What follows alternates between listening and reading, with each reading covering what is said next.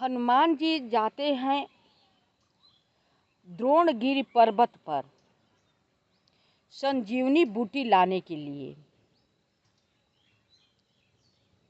वो भी रातों रात जा करके उन्हें बूटी लाना है। कैसे लाते हैं यही हम कथा कह रहे हैं। जब हनुमान जी पहुँचे द्रोणगिरि पर्वत पर बूटी के पास, तो रात का समय था। रात को समय में सारी बूटियाँ अपने आप में सिकुड़ कर छिप गई थी, लुप्त हो गई थी। हनुमान जी वहाँ परेशान थे, बूटी पहचान नहीं पा रहे थे। पहचानने में आज सोचे कि इधर घबराहट अंदर था कि जल्दी मुझे जाना है बूटी लेकर के। समझ में आ नहीं रहा है कि कौन हम बूटी ले। वो भी बूटी कोई दिख रही, कोई लुप्त हो रही है, कोई दिख रही, कोई लुप्त हो रही है। हनुमान जी देर करना जानते ही नहीं थे। अब उन्होंने क्या किया उन्हें बूटी भी समझ में नहीं आ रहा था। अब हनुमान जी सोचे कि क्यों न हम पर्वत ही उठा कर ले जाए, वहाँ सुषेण वैद्य जी के सामने रख देंगे, इसी में से पहचान करके जो बूटी होगी वो दे देंगे लक्ष्मण भैया को। तो जितने ही दूर में द्रोणगिरि पर्वत बहुत लंबा चौड़ा कितनी योजन में था, तो जितने में ही सारी बूटियां थी उतने ही आधे से पर्वत को यानी चीर करके पर्वत को हनुमान जी ले लिए। जितने में सारी बूटियां थी, जैसे कि आए बीच में क्या क्या चीज़ है, पेड़ पौधे, लेकिन उन्हें तो बूटी से केवल मतलब था। तो आधे में ऐसे पर्वत को चीर करके उन्होंने बूटी ले ली, पर्वत को उठा लिया। वो पर्वत सब कुछ में जीवित होते हैं। जितने दूर में पर्वत चीर करके उन्होंने हनुमान जी लिए, पर्वत के अंग से रक्त बहने लगा।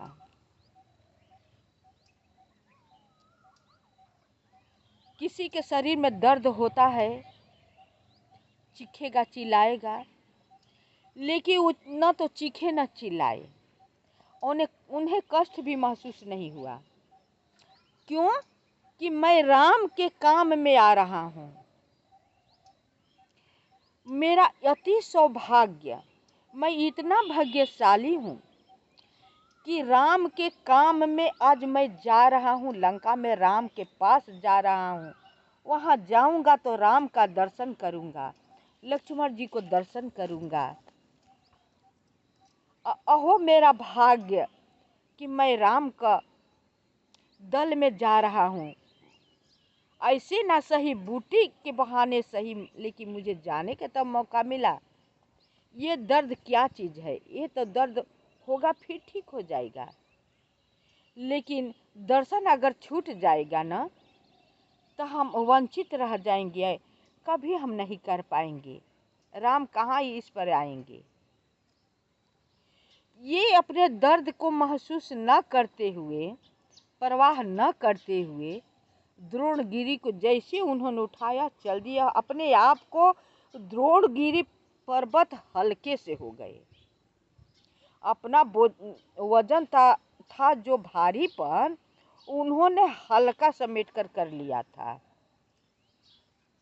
और हनुमान जी के साथ वो बहुत मन में उम्मीद लालसा किए हुए द्रोणगिरि पर्वत हनुमान जी के कंधे पर हाथ पर चल दिए। मार्ग चलते वक्त मार्ग में अयोध्या पड़े। अयोध्या तो वहाँ पर नंदी ग्राम में भरत जी रहा करते थे। जब आकाश मार्ग से पर्वत लेकर जाते हुए देखे भरत जी, तो उन्होंने सोचा कि लंका में भैया से युद्ध चल रहा है, हो ना हो कहीं पर्वत उठाकर ले जा रहा है कोई राक्षस, युद्ध करने के लिए। सहज ही उन्होंने बाण एक हल्के से बाण उन्होंने चलाया। देखिए उन लोगों में कितनी शक्ति थी, हल्के से दूर ही से बाण चला दिए और बाण लगते ही हनुमान जी राम राम कह कर गिर पड़े, धराशायी हो गए धरती पर। जब भरत जी ये आवाज सुने राम राम को तो आश्चर्य हो गए, ये क्या हो गया, हमने किस पर बाण चला दिया। दौड़कर आए तो देखे कि मूर्छित पड़े हुए हैं। पानी के छींटा मारे और कहे कि हो मैं कितना अधम हूँ, कितना पापी हूँ कि राम भैया के सेवक पर मैंने बाण चला दिया। अब कहने लगे हे भाई तुम कौन हो, उठ जाओ, आंखें खोलो, मुझसे भूल से गलती हो गई है, बहुत बड़ी गलती हो गई, तुम उठ जाओ। बहुत थोड़ा सा समय लगा, हनुमान जी के मूर्छा हट गई, उठ गए। भरत जी पूछे कि आप कौन हैं? तो उन्होंने बताया कि मेरा नाम हनुमान है, राम जी के मैं दास हूँ, एक छोटा सा सेवक दास हूँ।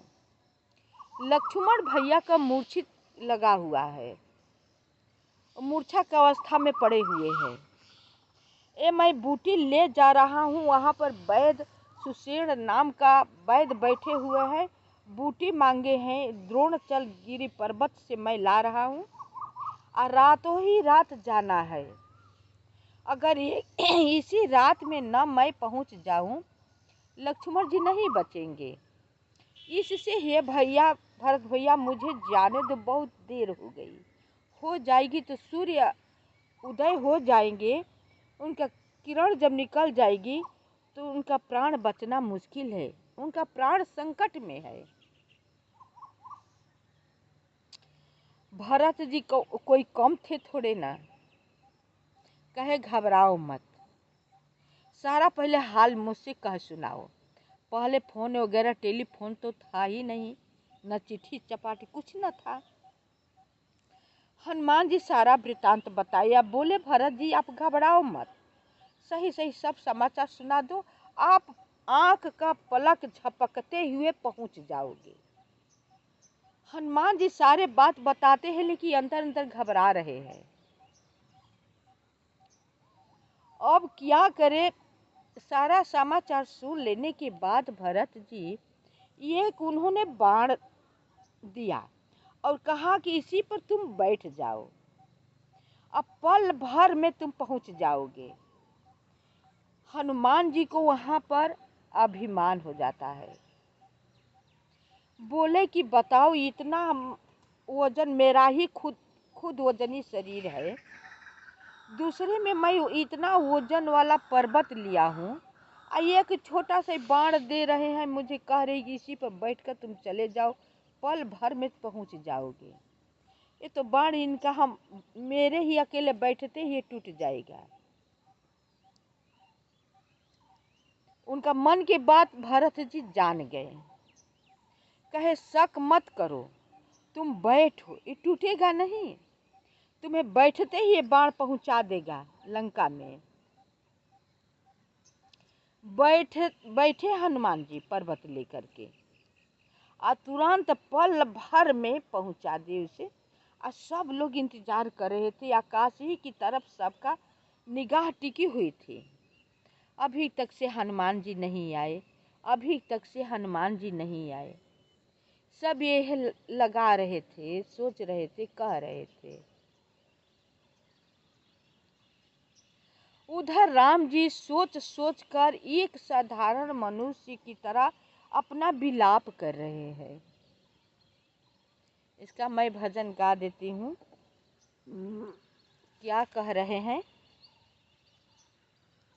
सोचत राम गोदे में लेके भाई, सोचत राम गोदे में लेके भाई सोचत राम, के सहित अयोध्या में जाइहा, के सहित अयोध्या में जाइहा, भरत से कहिहा विपतिया हमारी हो सोचत राम, गोदे में लेके भाई सोचत राम, जेई मोरा लक्ष्मण उठाई खड़ा करिहा,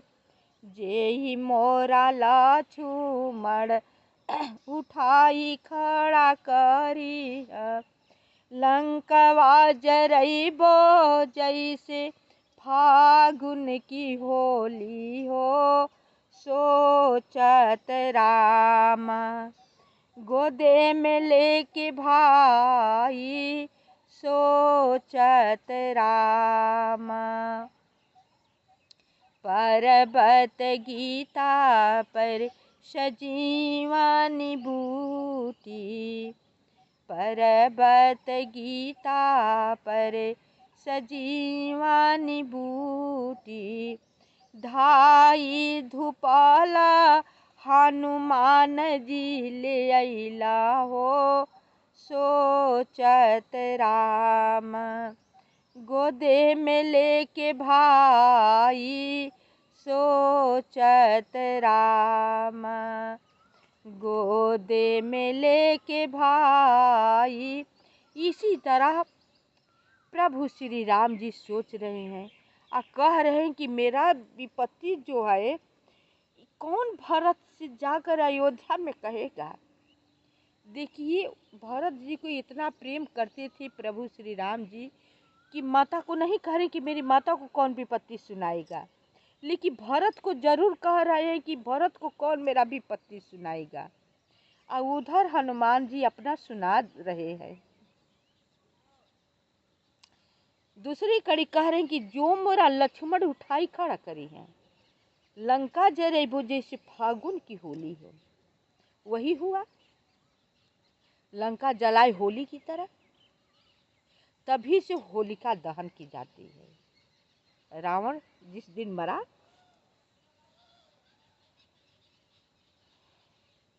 ले आए और उन्हें पहचान करके एक बूटी लेकर के कूट करके सुषण वैद्य जी दिए लक्ष्मण जी। लक्ष्मण जी जीवित हो गए, उठकर खड़े हो गए। बोले वैद्य जी, ये जहाँ से तुम पर्वत लाए हो वहीं जाकर रख आओ।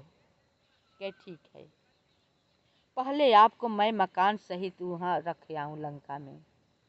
हनुमान जी गए, मकान सहित ही वैद्य जी को रखे आए। फिर गए वहाँ पर मंदराचल पर्वत पर बूटी रखे आए कि हनुमान जी कितना काम किए हैं।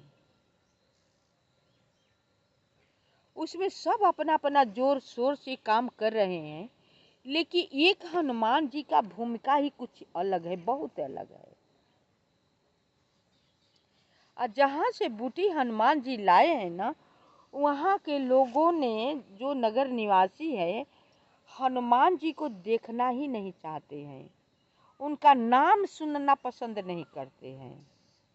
कहते हैं वो मेरा दुश्मन है, उनका नाम मत लो, उनका तस्वीर वहाँ नहीं रहने देते हैं। कहते हैं वो दुश्मन है, हनुमान भगवान को नाम मत लो, वो मेरे पर्वत राज को आधे से चीर करके ले गए। हम लोग पर्वत राज को पूजन करते हैं, उन्हीं से हम लोग को सब कुछ मिलता है। आप सब मेरी कथा सुन करके लाइक, सब्सक्राइब, कमेंट अवश्य कीजिएगा।